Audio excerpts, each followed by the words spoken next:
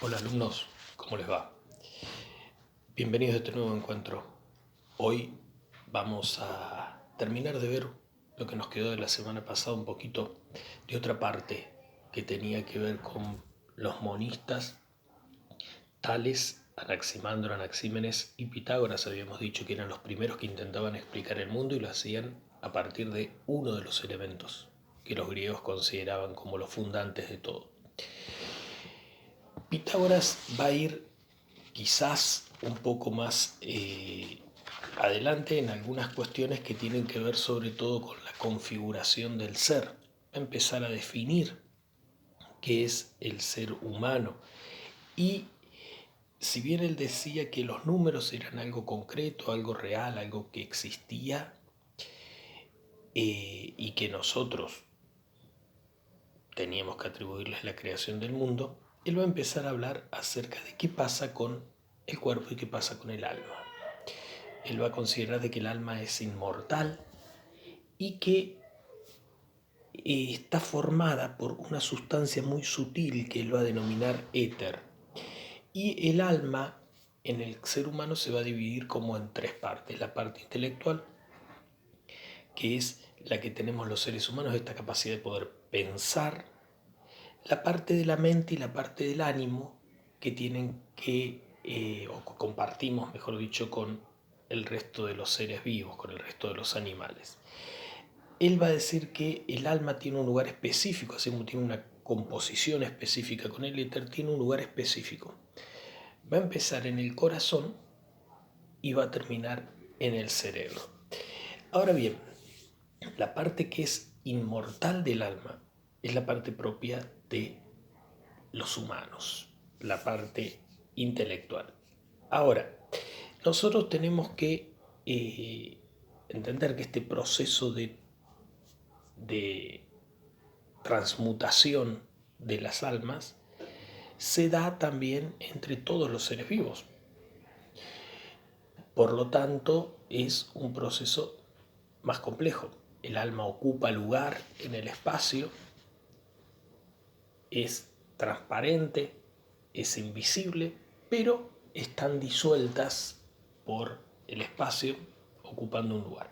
Ese proceso de transmigración de las almas se va a denominar metempsicosis. Y es importante que lo tengamos en cuenta porque es como la primera explicación que nosotros encontramos acerca de el cuerpo y el alma y cómo se va a ir desarrollando posteriormente la antropología. Si bien es cierto que con Platón después se va a terminar el tema de el dualismo, pero es bueno tenerlo en cuenta como para cerrar lo de Pitágoras que habíamos visto la semana pasada. Y ahora entramos con los filósofos pluralistas. En los filósofos pluralistas vamos a encontrar una realidad diferente. Ellos van a entender de que el mundo no puede estar constituido o formado solamente de un elemento, que sería achicar mucho la realidad a un solo elemento. Entonces vamos a encontrarnos fundamentalmente con dos filósofos. Empédocles, que es el primero y el que todos más lo acuerdan o se recuerdan después por el apellido o por el nombre. Empédocles va a mantener la teoría de que es imposible pensar que el mundo surja de un solo elemento. Por lo tanto, él va a decir que el origen del mundo hay que encontrarlo en los cuatro elementos fundamentales de la vida: agua, aire, tierra y fuego. Ahora bien, ¿por qué podríamos explicar nosotros, o de qué manera podríamos explicar nosotros, que estos cuatro elementos que son fundantes en el mundo puedan tener alguna modificación en algún momento? Porque podamos llegar a experimentar, por ejemplo, una inundación o una sequía extrema o incendios voraces. Entonces, él, para poder explicar esa realidad cambiante, va a incluir la idea de dos elementos externos: amistad y enemistad, que van de la mano con la idea del amor y del odio. Él va a decir que cuando los cuatro elementos están regidos por el amor, el mundo se mantiene en orden. Cuando uno o más elementos se sublevan, es porque lo que está gobernando es el odio o la enemistad.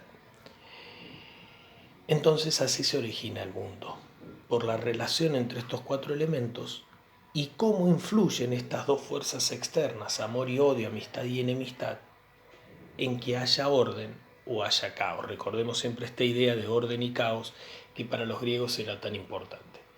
Entonces, este planteo de Empédocles nos puede resultar a nosotros hoy sumamente actual, porque podemos decir, ¿por qué se están produciendo tantas zonas desérticas? Cada vez hay más desiertos en el mundo. Y quizás sea por la avaricia, por el ansia de poder, por el poder económico que tienen los grandes monopolios que dedican, por ejemplo, al cultivo de la soja, mucho territorio fértil que después se vuelve infértil. O como la ambición o el poder lleva a desmontar grandes selvas, grandes bosques, y esto hace que después se produzcan inundaciones en lugares que antes era imposible. Son ejemplos traídos de la actualidad, pero que por ahí nos pueden remontar a pensar en este Empédocles que hablaba acerca de cómo el amor y el odio pueden regular la vida en el mundo.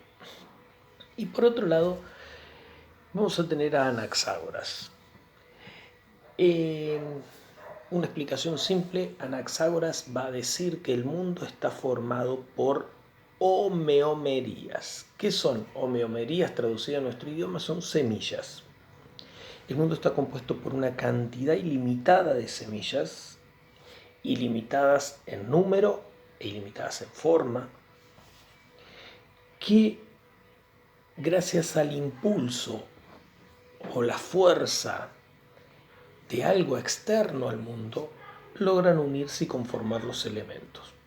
La explicación que él da es muy sencilla y muy simple. Vamos a poner este dibujo. Él va a decir de que el mundo en general se asemeja a una olla. Esta olla está llena de semillas que son las homeomerías, de distintas formas, de distinto tamaño, pero infinitas en número. Ahora vemos nosotros que aparece el nous, esta inteligencia externa capaz de ordenar las semillas y darle un sentido y una funcionalidad al mundo. Ahora el nous está rodeando todo el mundo. Pero ¿cómo organiza las semillas? Bueno, él lo va a explicar y va a decir que es como una gran olla llena de semillas, llena de homeomerías, en la cual el nous actuaría como una cuchara de madera, que va a ir revolviendo las semillas y las va a ir ordenando para crear las diferentes cosas. ¿De qué manera lo hace? Al ir revolviendo, se van formando pequeños remolinos. Cada remolino tiene en su extremo algo que se llama vórtice, y ahí va a decir que es a donde se originan las cosas. Cada remolino va a originar una cosa diferente, con una particularidad, de que todos los elementos están formados por la totalidad de los tipos de semillas que existen. Pero va a haber una que va a sobresalir en cantidad por todas las demás, y eso va a provocar que, por ejemplo, esto sea una regla. En esta regla hay todos los tipos de homeomerías que existen en el mundo, pero hay más homeomerías, vamos a ponerle nosotros un nombre muy burdo, pero para que se entienda, más homeomerías del tipo regla. Por eso se hace este elemento denominar regla. Lo mismo pasa con este. Tiene todos los tipos de homeomerías que existen, pero predominan las homeomerías de tipo fibrón. Bien, alumnos, esto va acompañado con los apuntes para que ustedes puedan recabar la información que necesitan, además de esta explicación muy simple y muy sencilla de cosas que quizás son un poquito más complejas. A seguir cuidándonos, a quedarnos en casa todo lo más que podamos, por el bien nuestro, por el bien de los demás. Buena semana para todos y nos encontramos la semana que viene.